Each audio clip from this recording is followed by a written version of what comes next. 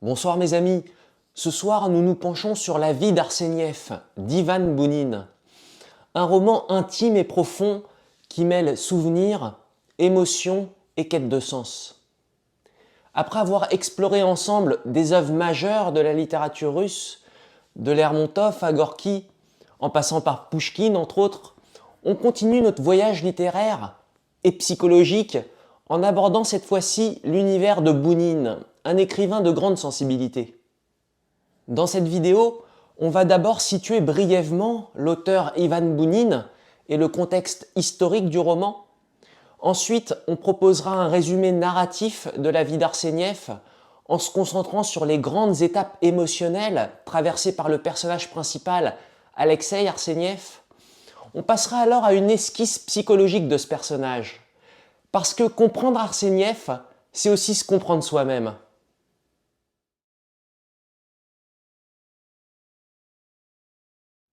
Ivan Bounine est né en 1870 à Voronezh en Russie et meurt en 1953 à Paris.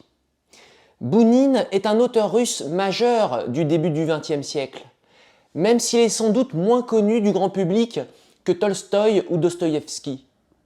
Premier écrivain russe à recevoir le prix Nobel de littérature en 1933, Bounine est issu d'une famille de petite noblesse rurale. Il a vécu la fin de la Russie impériale et a quitté son pays en 1920, après la révolution bolchevique, pour s'exiler en France. C'est en exil et loin de sa patrie qu'il écrit La vie d'Arseniev, son seul roman de grande envergure, et sans doute son œuvre la plus personnelle. Publié initialement en plusieurs parties entre 1927 et 1933, ce roman s'inspire largement de la propre jeunesse de l'auteur, dans la Russie d'avant 1917. Ce n'est pas une autobiographie au sens strict, mais plutôt une autobiographie romancée. Bounine y dévoile ses souvenirs et ses émotions à travers un personnage fictif, Alexei Arseniev. Le contexte de création de la vie d'Arseniev est donc double. D'une part, le récit nous ramène à la Russie pré-révolutionnaire de la fin du XIXe siècle, un monde encore empreint des valeurs de la vieille noblesse sur le déclin. Je parle souvent de cette noblesse sur le déclin dans cette série sur la littérature russe. D'autre part, Bounine écrit ce roman dans les années 1920-1930, à une époque où l'auteur, installé sur la Côte d'Azur, regarde ce monde d'avant avec distance et avec nostalgie. Ce décalage entre l'époque où se déroule cette histoire, je veux dire la jeunesse d'Arseniev en Russie, et le moment de l'écriture, je veux dire l'exil et la maturité de l'auteur, donne au roman un cachet à la fois nostalgique et introspectif. On sent dans ce roman la mélancolie de l'exilé. Une mélancolie que mon propre grand-père, qui lui aussi a fui la Russie au moment de la révolution bolchevique, a connue et qu'il m'a même avoué quand j'étais petit.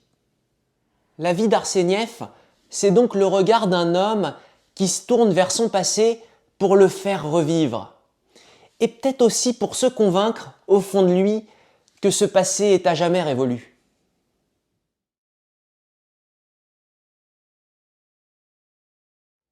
Retraçons maintenant, mais brièvement pour ne pas tout divulguer, les grandes étapes de la vie d'Alexei Arseniev. La vie d'Arseniev, c'est moins une succession d'événements qu'un voyage intérieur. Un chemin jalonné de joie simple, de deuil silencieux et aussi d'interrogations profondes. Alexei grandit dans la campagne russe, au sein d'une noblesse appauvrie. Enfant rêveur, il est attiré par la beauté des paysages de la steppe russe. Très tôt, il fait l'expérience de la perte avec la mort d'un proche. Ce deuil brise son innocence. Il comprend que le temps emporte tout, même ce qu'on croyait éternel. Cette blessure précoce va le suivre longtemps. Adolescent, il quitte la maison familiale pour étudier. Il découvre la ville, les livres, la solitude aussi. La littérature devient un refuge et aussi une vocation.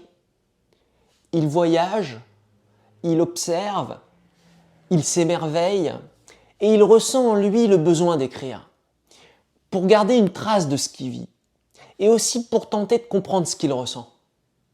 Puis vient Lika. Alexeï tombe amoureux d'elle, d'un amour entier, passionné. Mais très vite, on sent chez lui une tension. Il a besoin d'elle et en même temps il veut rester libre. Son amour est intense, mais traversé par des contradictions. Lika le sent, elle perçoit qu'il s'éloigne. Alors un jour, sans prévenir, elle lui laisse une lettre. Et c'est elle qui disparaît. Pour Alexeï, c'est une déchirure. Fou d'inquiétude, Alexeï tente de la retrouver, mais ses efforts échouent. Et cette absence la rend encore plus présente dans son cœur. Finalement, le destin les réunit à nouveau. Ils vivent ensemble un temps et avec bonheur. Mais ce bonheur est fragile, parce que bientôt Lika tombe malade. Elle meurt d'une pneumonie, laissant Alexeï seul avec sa douleur. Cette fois, ce n'est plus une absence, mais bien une perte définitive, un deuil absolu. Des années plus tard, Alexeï vit en exil. Il se replonge dans ses souvenirs. L'enfance, l'amour, les deuils. Ce que nous lisons, ce n'est pas un récit linéaire, ni vraiment des mémoires, mais une plongée dans sa mémoire, comme une tentative de faire revivre ce qui a été. Et pourtant, par l'écriture, il redonne vie à ce qui n'est plus. L'écriture devient comme sa manière d'aimer encore, de dire merci à la vie malgré tout. Arsenieff reste seul, mais sa mémoire, elle, est restée vivante. Et c'est pour ça que j'ai choisi de parler du pouvoir de la mémoire et de la beauté du souvenir. Parce que ce roman montre comment la mémoire peut redonner vie à ce qui est perdu. Et comment, dans la force et dans la persistance des souvenirs, quelque chose qui nous est précieux continue malgré tout de vibrer, d'exister en nous.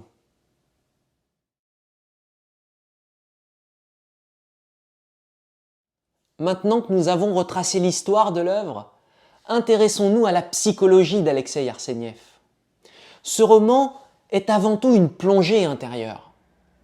Bounine ne raconte pas une vie, il nous donne la possibilité de ressentir une âme. L'un des traits dominants d'Arsenieff, c'est son attachement presque douloureux au passé. Il idéalise son enfance, non pas parce qu'elle fut parfaite, mais parce qu'elle est perdue, pour toujours.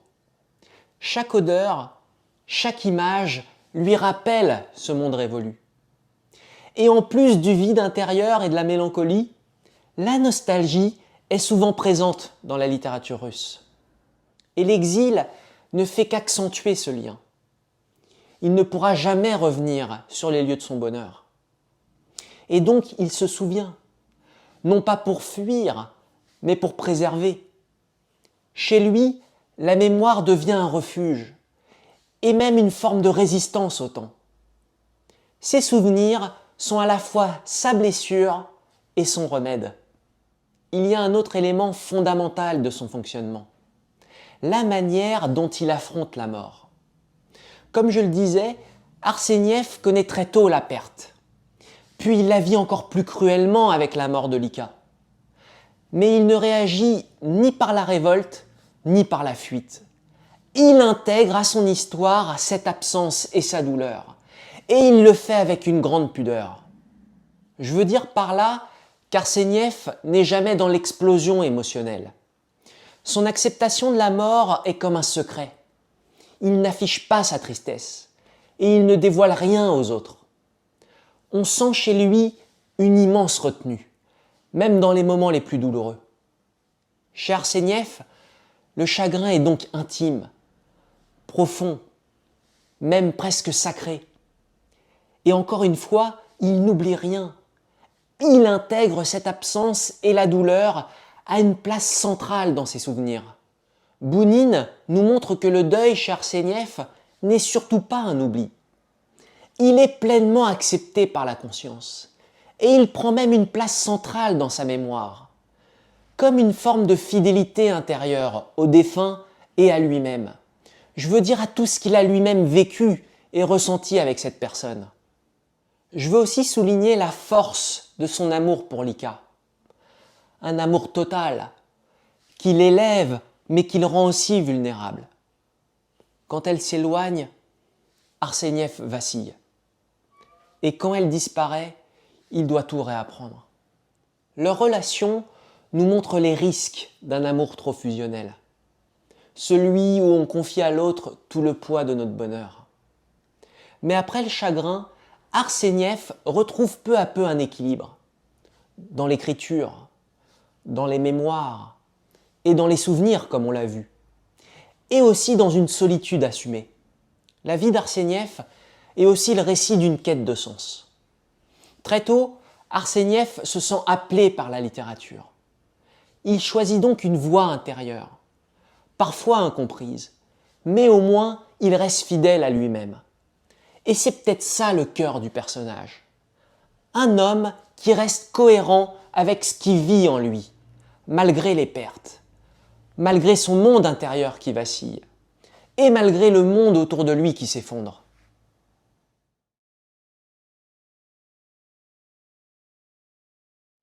En conclusion, la vie d'Arseniev est bien plus qu'un récit autobiographique. C'est un roman profondément humain, qui nous invite à réfléchir à notre propre rapport au temps, à l'amour et à la mémoire. Bounine y dépeint les étapes de la vie. L'éveil, l'amour, le deuil, la solitude, avec une finesse rare, et sans jamais forcer le trait. Je veux dire par là que ce sont les silences, les détails, les mouvements intérieurs, les impulsions intimes qui font vivre et qui renforcent l'émotion du lecteur. Et puis aujourd'hui, qui n'a jamais ressenti cette nostalgie de ce qui n'est plus? Qui n'a jamais cherché un sens à ce qu'il vit? La vie d'Arseniev ne donne pas de réponse, mais il met en lumière ces questions, en nous les faisant vivre pleinement à travers la lecture. En refermant ce livre, j'ai gardé un mélange de tristesse et de gratitude aussi. Tristesse de ce qui s'efface et de ce qui n'est plus. Gratitude pour ce qui a été vécu. Je vous remercie de m'avoir écouté jusqu'ici.